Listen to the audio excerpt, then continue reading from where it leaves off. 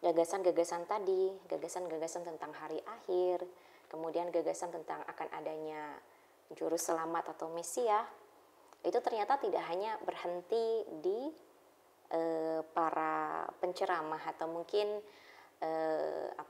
diskusi-diskusi di dalam rumah ibadah saja, ya. Tapi ini juga bahkan mempengaruhi bagaimana sejumlah gerakan-gerakan, apakah itu politik atau mungkin sosial, dan juga bagaimana negara bertindak.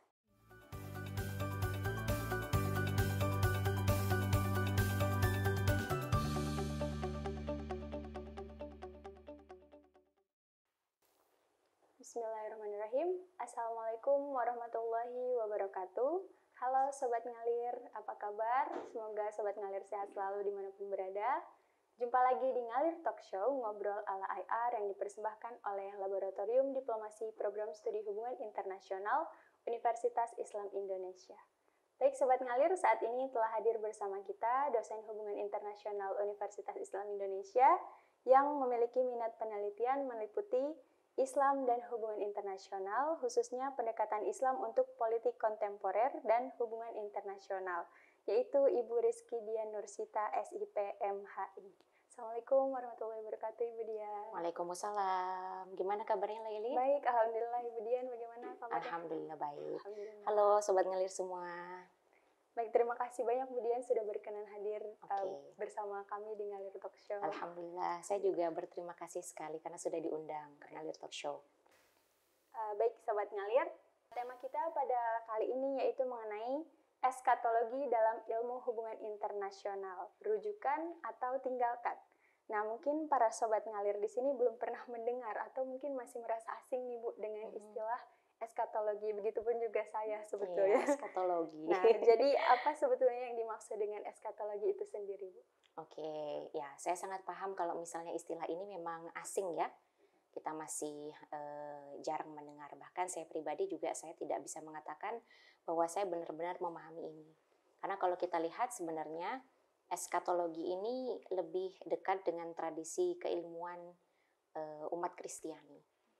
Dari kata eskatos, kemudian logos, ya bahasa Yunani eskatos artinya akhir atau hari akhir. Nah, logos itu artinya ilmu.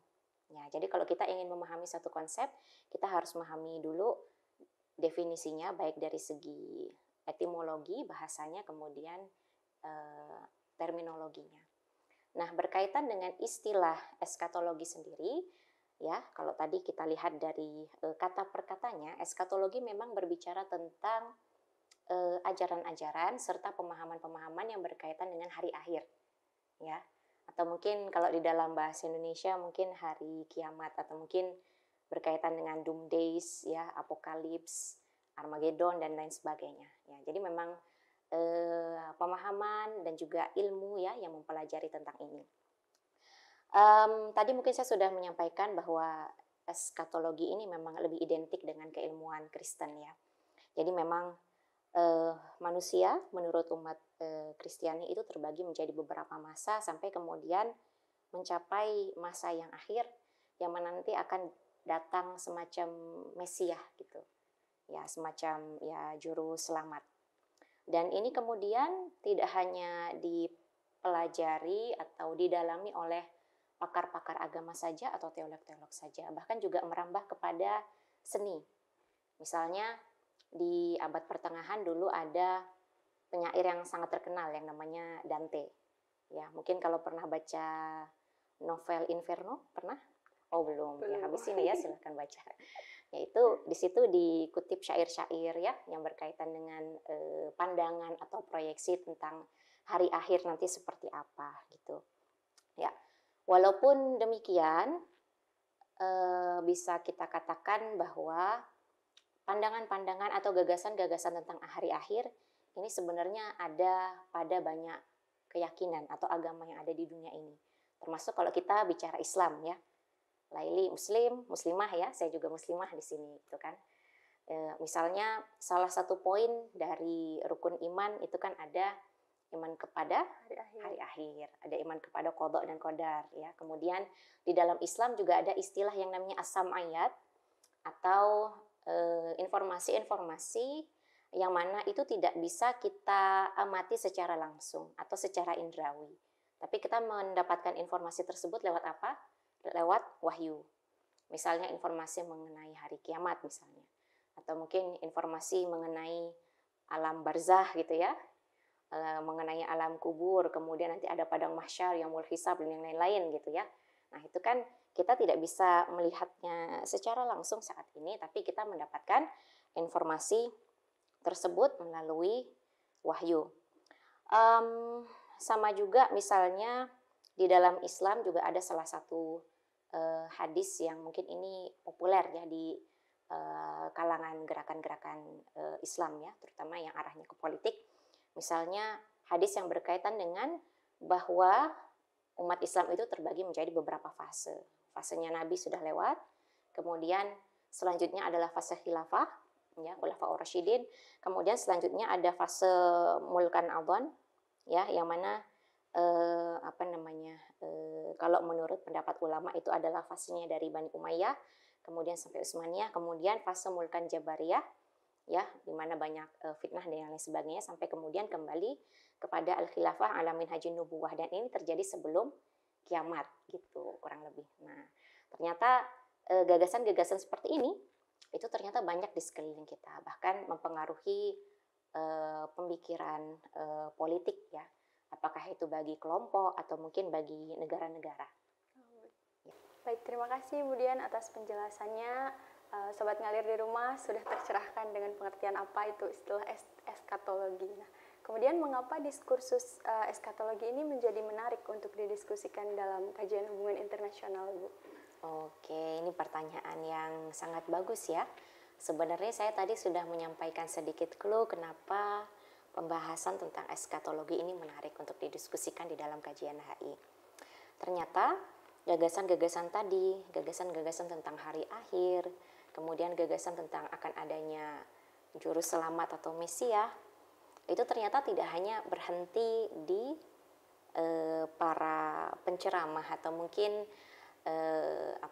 diskusi-diskusi di dalam rumah ibadah saja, ya. Tapi ini juga bahkan mempengaruhi bagaimana sejumlah gerakan-gerakan, apakah itu politik atau mungkin sosial, dan juga bagaimana negara bertindak. Ya, ini baik dalam level domestik ataupun internasional, ternyata gagasan-gagasan atau narasi-narasi tentang hari akhir tadi ternyata sangat berpengaruh. Misalnya nih, kalau kita harus mengambil contoh yang paling sering kita dengar ya, Sobat Ngalir pasti semuanya tahu ya. Misalnya kita bicara konflik antara Palestina dengan Israel. Ya, jadi memang di dalam satu hadis ya, ada riwayat yang mengatakan bahwa nanti kelak akan ada konflik yang berkepanjangan antara umat Islam dengan Yahudi, yang mana itu akan terjadi terus-menerus sehingga kemudian orang-orang Yahudi ini sampai sembunyi ke belakang pohon-pohon, ya. Kemudian pohon-pohon ini menginformasikan ada Yahudi di sini, kecuali satu pohon, yaitu pohon Gorkot gitu namanya. Dan hadis ini kemudian banyak dikaji, banyak dipelajari, terutama dalam beberapa tahun belakangan ini.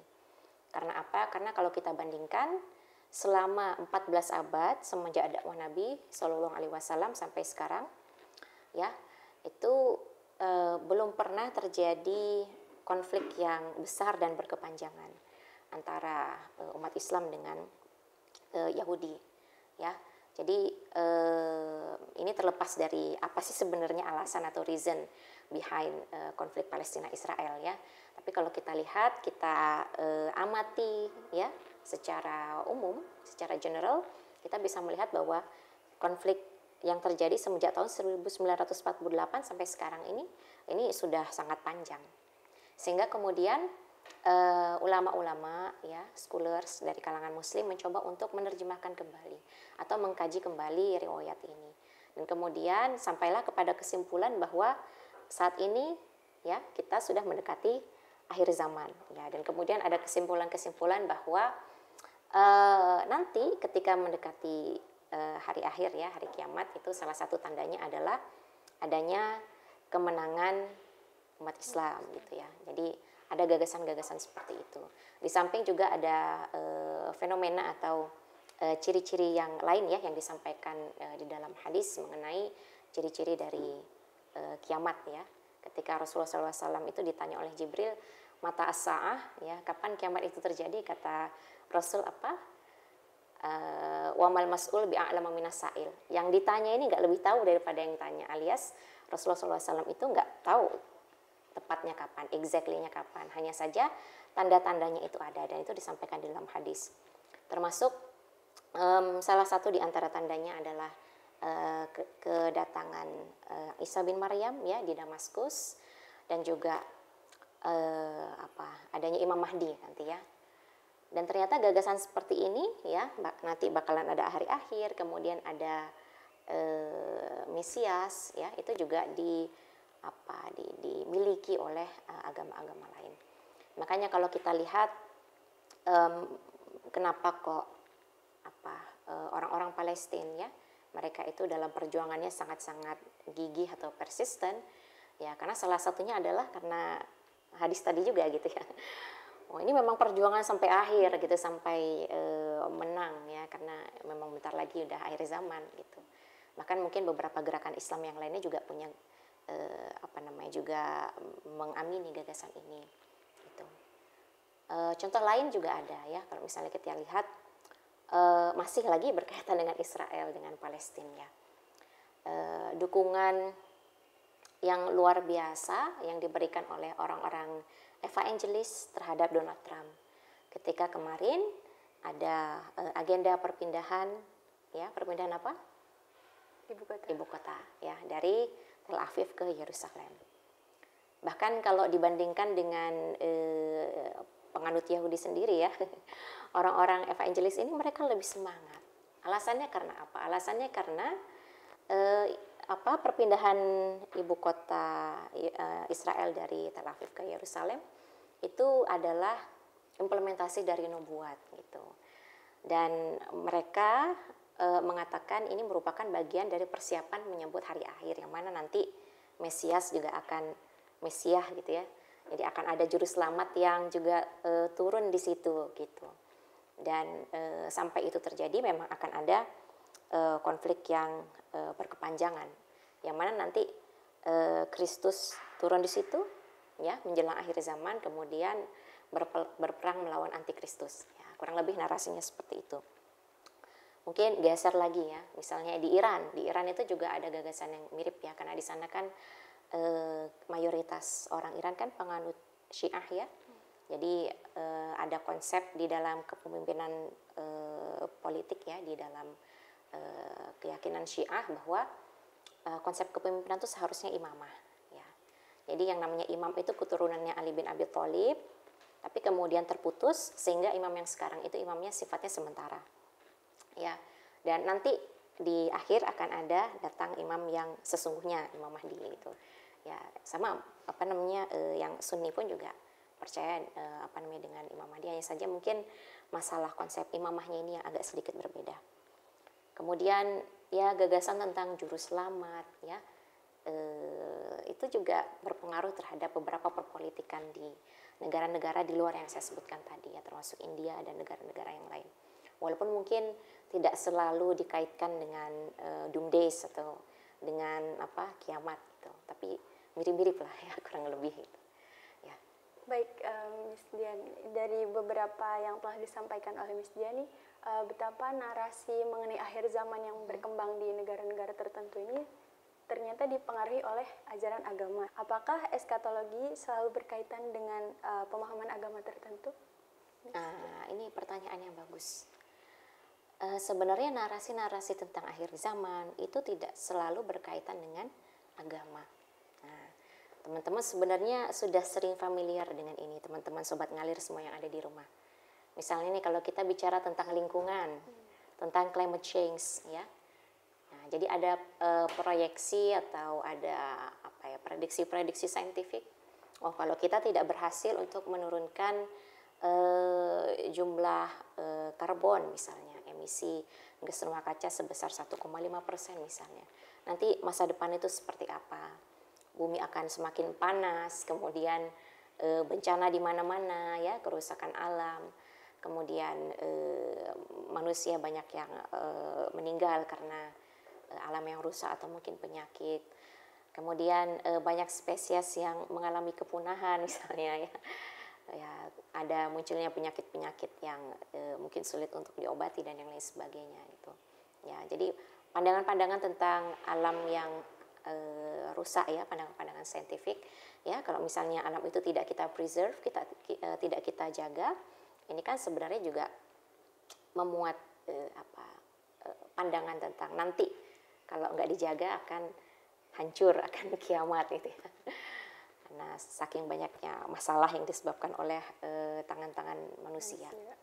Ya, ya karena kerakusan manusia tadi ya. Bahkan tidak sedikit misalnya ya pandangan kekinian yang mengatakan bahwa ini tidak hanya alam, tidak hanya universe, bahkan tubuh kita pun juga demikian gitu. Tubuh kita adalah alam gitu.